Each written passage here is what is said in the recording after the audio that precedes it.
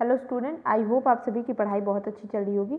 इस वीडियो में हम हिंदी पेडागॉजी के टॉप 10 इंपॉर्टेंट क्वेश्चन देखने वाले हैं, जो कि सीटेट के प्रीवियस ईयर पेपर में भी पूछे जा चुके हैं और बहुत ही इंपॉर्टेंट क्वेश्चन है। एक और बात, आप वीडियो को बीच में पॉज करके जब मैं क्वेश्चन बोलती हूँ तो खुद से सॉल्व करने की कोशिश जरूर करें। चलिए स्टार्ट करते हैं।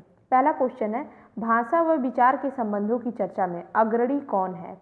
पियाजे, स्किनर, चॉम्स्की या फिर वाइगॉत्स्की? तो देखिए, जब हम लैंग्वेज के लिए अधिगम और अर्जन भी पढ़ रहे थे तो उसमें भी हमने देखा था कि चॉम्स्की का नाम सबसे पहले आता है। देखिए, तो भाषा व विचार के संबंध में सबसे जो मेन पर्सन होता है, जो जिसके बारे में हम सबसे ज़्यादा चर्चा करते हैं, वो है चॉम्स्की। चॉम्स्की ही कहते हैं कि बच्चे के अंदर जो भाषा सीखने की जो पावर होती है, जो क्षमता होती है, वो जन्मजात होती है, बाई बर्थ उसके अंदर ये होती है और इंसान चीज़ों को एब्जॉर्व करके सीखता है। ऐसे ही बच्चा जो है अपने इन्वायरमेंट से चीज़ों को अर्जित करता है, सीखता है। तो ये चॉम्स्की का कहना है। चॉम्स्की इस चीज़ में सबसे नंबर 1 पे आते हैं। दूसरा क्वेश्चन है, प्राथमिक स्तर पर भाषा शिक्षण के संदर्भ में सर्वाधिक महत्वपूर्ण है कि बच्चे भाषा शिक्षण के लिए प्राइमरी लेवल पे बच्चे को क्या करना चाहिए? सबसे बेस्ट क्या है इसमें से? पहला है कि शब्दों को जोड़ जोड़ कर पढ़ सके बच्चा। अच्छा, अक्षरों को जोड़ जोड़ कर पढ़ सके। लिखी या जो छपी सामग्री है, मतलब कि जो उसकी किताब है, उसको वो बोल बोल कर पढ़े, उसमें जो भी लिखा है, या लिखी या जो छपी सामग्री है उसका अर्थ समझ के पढ़े।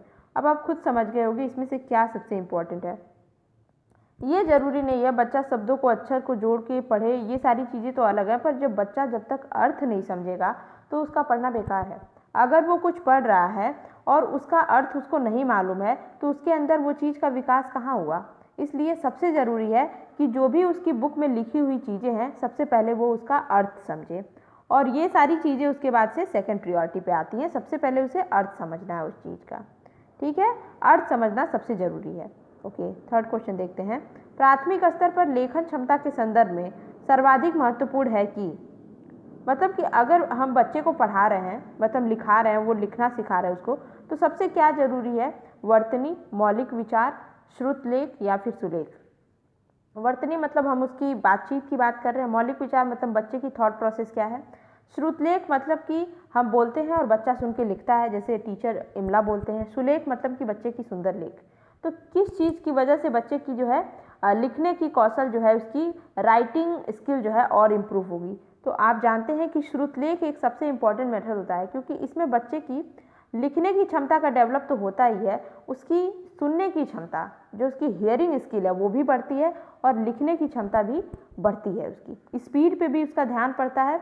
और ये सारी चीज़ों को जब बाद में लिखने के बाद उसके इमले को जब टीचर जांच करता है तो टीचर को भी पता चलता है कि बच्चे की क्या कंडीशन है, बच्चे के अंदर कौन कौन सी चीज़ें अभी डेवलप करानी बाकी हैं, बच्चा किस स्टेज में है भाषा को सीखने को लेकर। ठीक है, तो श्रुतलेख इसका आंसर हो जाएगा। भाषा शिक्षण को संदर्भ में रखकर देखने की ज़रूरत है।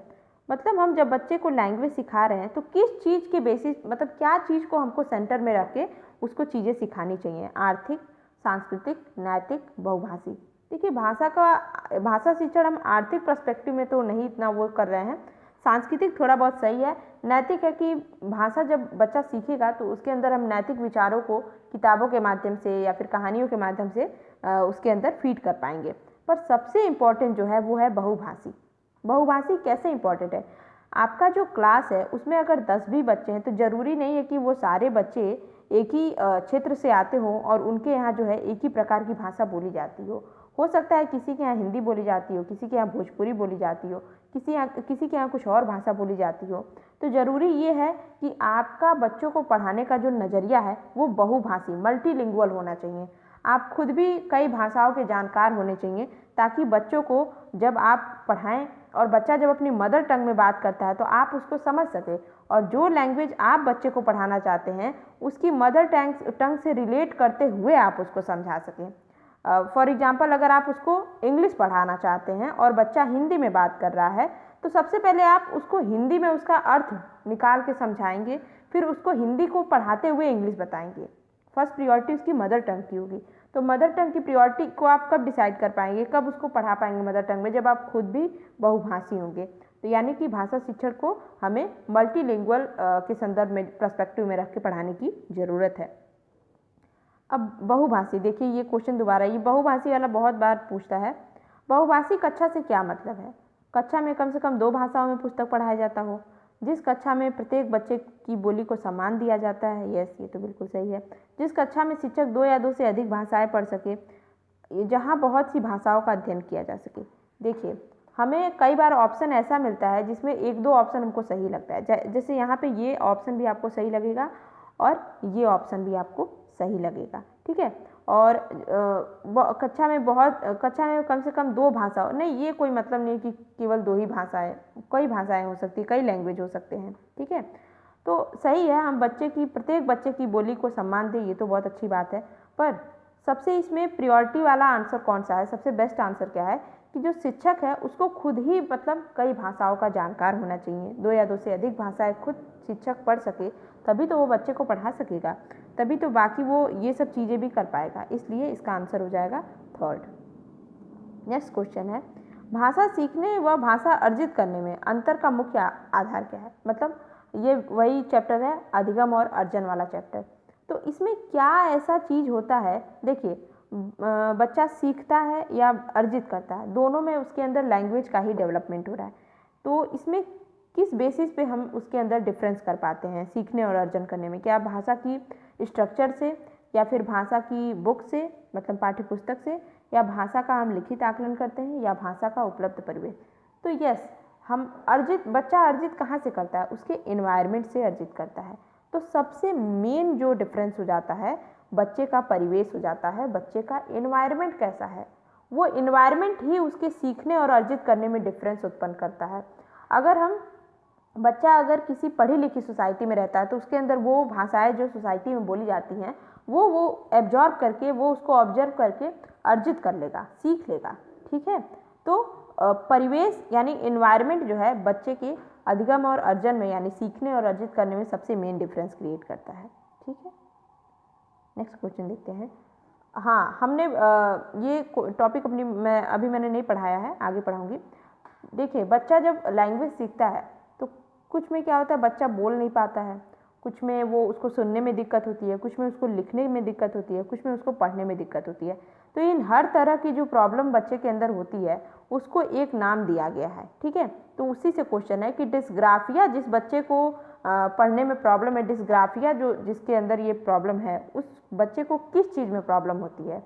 तो ये देखिए लैंग्वेज के ये चारों ही स्किल हैं, तो कौन सी स्किल में बच्चे के अंदर प्रॉब्लम है? लिखने में, बोलने में, पढ़ने में, या फिर सुनने में?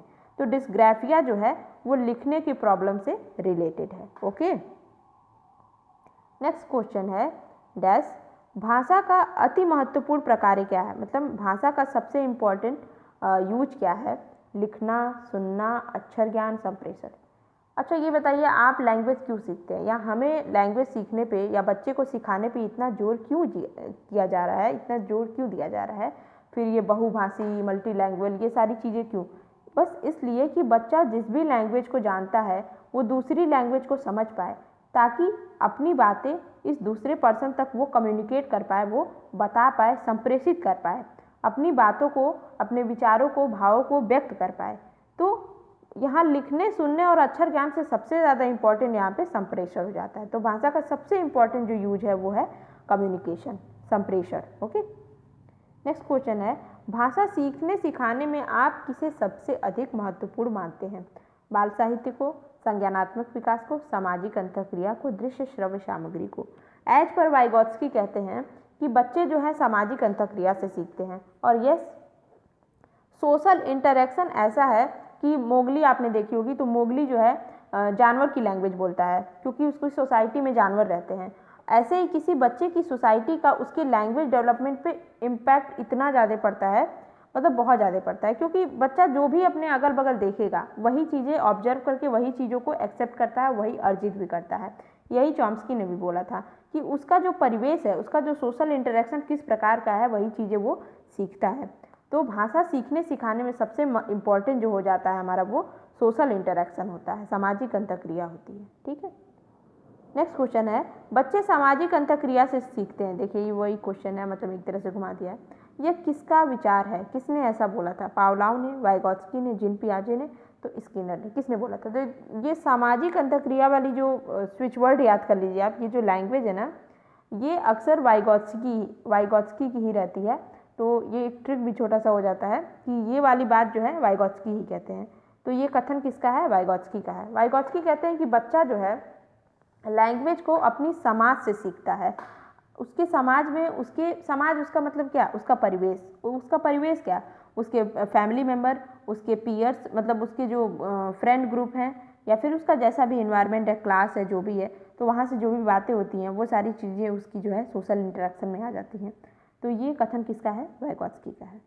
ठीक है, तो ये हमने यहाँ पे सारे क्वेश्चन देख लिए और आप वीडियो को पॉज करके क्वेश्चन सॉल्व किए होंगे। I hope so. पढ़ाई करते रहें। Best of luck.